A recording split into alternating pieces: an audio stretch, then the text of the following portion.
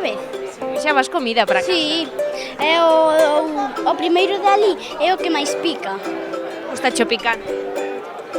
Pois que aproveite.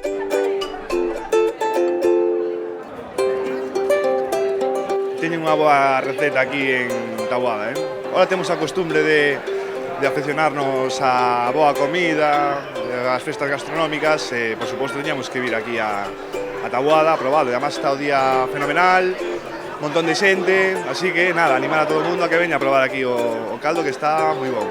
En Monterroso non se fai. Non, o caldo de osos é típico de Taboada. Teño recordos na miña casa, os meus avós, e facer o caldo de osos. Tanto como facerlle unha feira, bueno, pois, oye, sempre é unha boa oportunidade para fomentar ese plato tradicional, non? Que a veces se poden perder. Levamos uns 3 ou 4 e queremos facer a ronda total para despois poñer nota.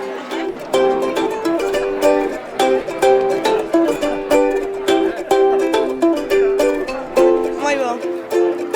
Sí, este año está moi bueno. Bueno, contádeme un pouquiño por que non fallades nunca esta festa. Porque é unha tradición, Ya desde es toda a vida. tradición aquí venir y salir de la tele. Entonces entendo que ahora xa o sabedes cociñar, non? Bueno, no. Non tedes ganas de aprender a cociñar? Sí, un pouco. Caldo de huesos botanse os huesos da solana. Hai quen lle pode botar alguna uña, pero normalmente non se lle bota, Botas a solana do porco, hai que non a temos. Estos son todo produtos de porco, non? O que tedes? Sí, temos todo de porco aquí. O tema da matanza e dos produtos do porco está moi relacionado con esta festa e co momento no que se fai o caldo de osos. Contenos un pouco cal é a tradición. Bueno, a tradición é matar o porco, mátano, queimase, despois o outro día pártese, e é cando se fai o caldo de huesos, que a solana, que lle chamamos a solana do cerdo, e fais o caldo de huesos con garabanzos e a solana, e uns poucoñas patacas, e faise o caldo. Pero nunca se perdeu esa costume de ter na casa o caldo de osos. De huesos non, eu desde que nacín sempre o recordo, sempre. Xa finalmente, a xente que ven aquí a este stand tan bonito, por que preguntan e que compran? Demandan polas morcillas, porque non as conoce moita xente.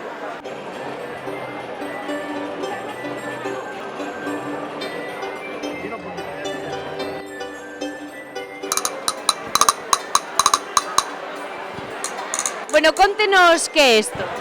Isto chámanse carrizos, É un instrumento de toda a vida ou inventado por vostede? toda a vida. Antigamente facíase ca casca da noz, pero claro, ten menos sonido que este. A verdade é que dá moito xogo, non? Sí, isto é media orquesta. Contenos un pouco que cousas fai en madeira e que instrumentos ten por aquí. Instrumentos teño estes, carrizos, tarrañolas, peitoques, mantoques, cornos, gaitas de corno e pouco máis.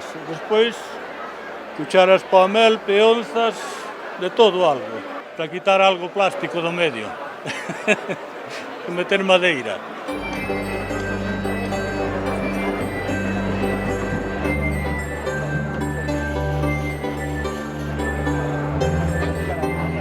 Isto está inspirado, como se di agora, nas galletas de Xi'an. Sí, é a referencia que tomamos para partir de aí. O que fixemos é un pouco actualizalas no tema de incorporar sabores como o coco, a amendua, o café e despois o tema que che dicía antes dos dibuxos, incorporar algo diferente que tire pola terra.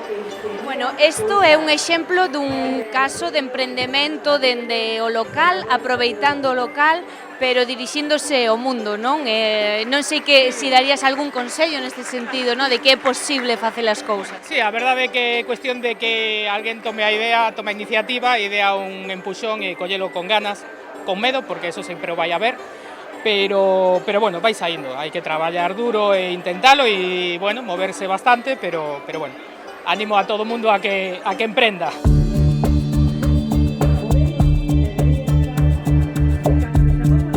Falaba falaba dos olores, dos sabores, dos recordos da infancia, da oportunidade que nos deu a Academia Moinelo, porque nos deu unha oportunidade a todas unhas xeracións de persoas que non tiñamos outra saída, porque a formación daqueles anos eran complicadas. Entón, rememorar todo eso sí que foi especialmente emocionante. A mí marcoume tanto a formación na rúa, a formación no pobo, a formación na casa, o ir cas vacas para o monte, o estar sachando no millo, e meu pai adiantábase para sacharme un pouco para que cando chegara ali eu pudera ir canda eles. Estás sachando as patacas, estás recollendo hasta labores propias do campo. E os rapaces en canto tiñamos 5 ou 6 anos, valíamos para todo, principalmente para guardar as vacas. Pero iso que me deu foi un bagaxe cultural, porque ali se intercambiaban entre os maiores e os pequenos. Non había diferencia, estábamos todos misturados. Os sabores da infancia, os olores da infancia, iso queda sempre grabado. E claro, é que tampouco eran épocas de moita abundancia, e era unha comida especial. Eu recordo que a miña casa se mataba sempre o 22 de decembro, porque quedaba o Nadal, quedaba o fin de ano, entón xa tiñamos comida. Non era que pasáramos fame, porque non pasamos fame, pero non había moito donde elixir.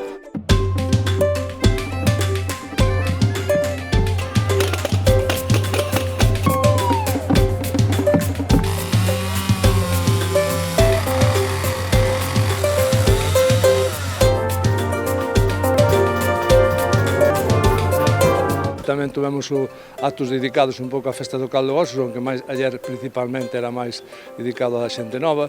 Eu penso que o desarrollo foi bastante bon, estamos contentos polo que me dixeron os rapaces de Marrao en Xebre, que son os organizadores do día de onte, pois estaban contentos co que pasou ayer, sí.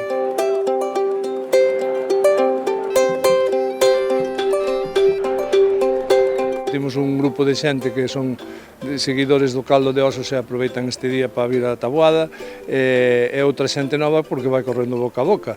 Entón, bueno, eso tamén é importante para o desarrollo da festa. Ao final, repercuten todos, non? Uns polas ventas, os negocios normales, e outros nos restaurantes e polo que é a comida e o menú do día, non?